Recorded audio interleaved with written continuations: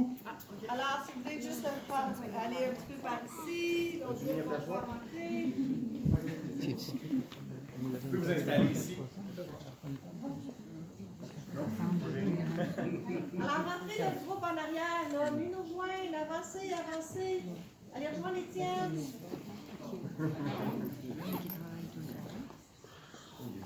Bon. Je suis intimidé. Alors, attendez, monsieur Sébastien. On va juste vous situer un petit peu. Alors, on a 4 plateaux pour l'information. Ici, c'est le plateau D. C'est le seul plateau qui est fermé tout alentour. On s'en sert pour faire des émissions de 24-60 avec Anne-Marie Dussault. On s'en sert pour Isabelle Richer et pour d'autres émissions aussi. Les mordus politiques. Les mordus politiques. Alors, on a la chance d'avoir M. Sébastien Beauvais avec nous qui va nous parler. Et vous, mais on va laisser parler Sébastien, mon directeur technique. Donc, alors, M. Beauvais. Bonjour, bienvenue dans le studio D. Le studio D est beaucoup occupé par 24-60, c'est-à-dire Anne-Marie Dussault. Moi, pendant les élections, je suis à Montréal, mais d'habitude, je suis basé à Québec. Je vous rassure, mes serrures n'ont pas été changées à Québec. En principe, je devrais pouvoir revenir après les élections. Donc, je fais mon émission Monde du politique à partir d'ici aussi. Pour Anne-Marie, il y a la table que vous voyez ici. Anne-Marie s'assoit ici. On a la nouvelle Anne-Marie. Et elle peut recevoir des invités autour de sa table pour discuter. Mais il y a aussi 2 plateaux satellites. Un plateau satellite qui est la table juste en arrière ici, qui permet de faire des entrevues plus serrées. Supposons qu'il y a un politicien qui vient à l'émission, qui est dans un scandale, dans une controverse, puis on veut le brasser un peu. S'il est loin de l'animateur, ça va être plus difficile d'établir la dynamique de l'entrevue, alors qu'à la petite table, les 2 debout, ça crée une proximité qui permet d'être un peu plus dur avec l'invité. À l'inverse complètement, de l'autre côté, il y a la section lounge un peu, pour des entrevues plus intimistes. Donc, supposons qu'on reçoit Céline Dion, qu'elle reçoit Céline Dion. On ne veut pas brasser Céline Dion. On veut qu'elle soit dans la confidence, dans l'intimité un peu plus. Donc, on a des fauteuils plus confortables. On s'assoit ici. Et puis, devant nous, il y a une caméra à laquelle on parle. Vous pensez que vos lecteurs de nouvelles sont très, très intelligents, certainement qu'ils recrachent ça le soir sans rater une virgule. Je suis désolé, mais ce n'est pas tout à fait ça. On a ce qu'on appelle un télésouffleur, donc, qui nous aide à défiler les textes devant nous, et on contrôle le télésouffleur avec une petite manette qu'on peut avoir dans la main, qui est essentiellement une nunchuk de Wii. Là, si vous avez joué à la Wii, c'est exactement la même chose, ou une pédale qui est ici à mes pieds.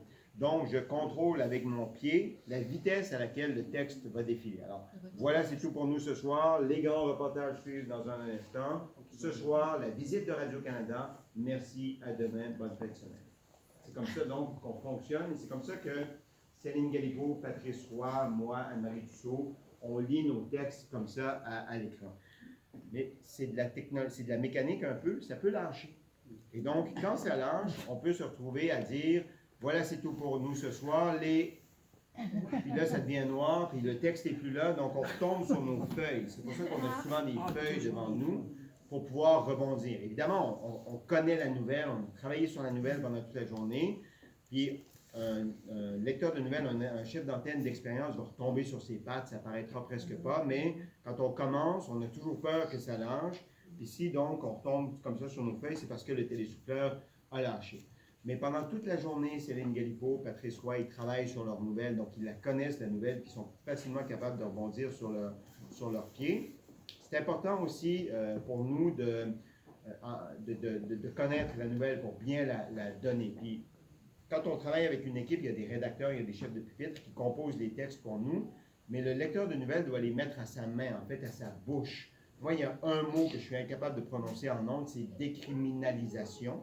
Alors, si je vois décriminalisation dans un texte, je vais l'enlever, puis je vais trouver une façon de contourner la difficulté en écrivant décriminaliser, par exemple. Pour moi, ça sort beaucoup mieux. Donc, le lecteur de nouvelles travaille beaucoup sur ses textes pour que ce soit naturel.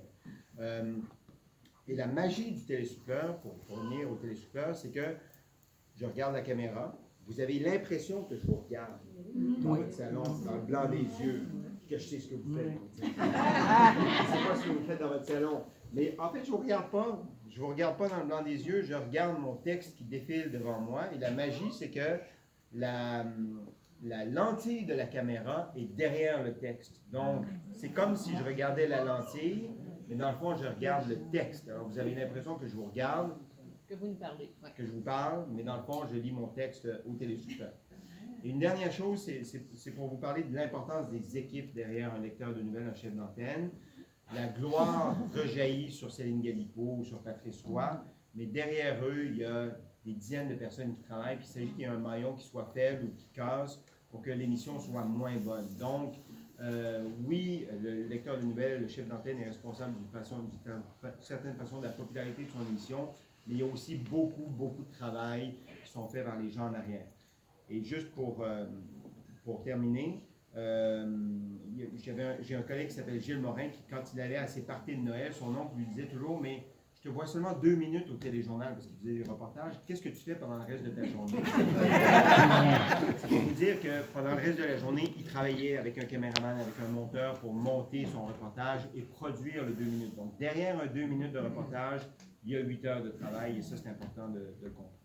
Tu dis qu'il y a des journalistes qui travaillent, mais comme leur topo n'est pas pris, ils vont travailler toute la journée. Oui, des fois, il peut, supposons qu'il y a une nouvelle de dernière heure, le soir, qui bouscule un peu l'horaire du téléjournal. On peut avoir travaillé toute une journée sans que le reportage passe. Mais la beauté des chaînes d'information continue, c'est que vu qu'on est en ondes quasiment 24 heures sur 24, il va être récupéré quelque part, le reportage, pour finalement passer quelque part, ou sur le web. J'ai l'impression que quand des fois l'animateur parle avec quelqu'un qui est à l'extérieur, il y a tout le temps un délai, comme 2 secondes, donc tu te demandes si le son se rend ou Tu vas parler ou non? Je peux en parler. C'est sûr que ça arrive par des technologies qui vont être compressées. Donc, sur le terrain, des fois, ça va passer par des cellulaires. Il y a des camions satellites qui existent, mais ça prend quand même un temps à monter au satellite et à revenir. Fait qu'il y a un délai. On a d'autres technologies, ça va être des cellulaires. Donc, c'est dans un petit sac à dos. On a comme 5-6 cellulaires, mais qui transportent le signal. Et pour avoir une bonne qualité, ce qu'on fait, c'est qu'on met du délai. Donc, ce qu'il va faire, c'est que l'image va être mieux contrôlée, elle va être plus clean, mais elle arrive avec un délai. On pourrait mettre le délai super petit, mais l'image ne serait pas belle. Donc, pour avoir une belle image, il faut avoir un tout petit délai. Fait qu'on essaie d'avoir un compromis entre les deux. Ça peut être 2 secondes. Fait que des fois... Ouais, ça, mais toutes les autres télévisions, c'est comme ça. Même aux États-Unis, c'est comme ça. Ce qui donne des situations particulières. On peut avoir un chef d'antenne qui est ici dans l'immeuble, puis un reporter qui est dans l'atrium, puis il va y avoir un délai de 2 secondes entre le moment où la question est posée et elle est répondue. Et ça, c'est à cause de la technologie. J'imagine quand tu parles avec Marie-Ève Bédard, qui est dans les Oui, c'est ça. Oui, ça arrive aussi. OK, ça va être la dernière question. Parce que merci beaucoup de Merci. Merci. Il y a déjà un troisième groupe qui sont là. On va passer à notre prochaine arrêt. Merci. 25 ans. Ah, là, je mon père. Non, vous êtes les mondes. Bon, ben, Même chose pour mon groupe, là, on va y ils aller sont, si... ils sont à l'extérieur de nous. Puis je les vois sur le grand écran qui est devant. Merci.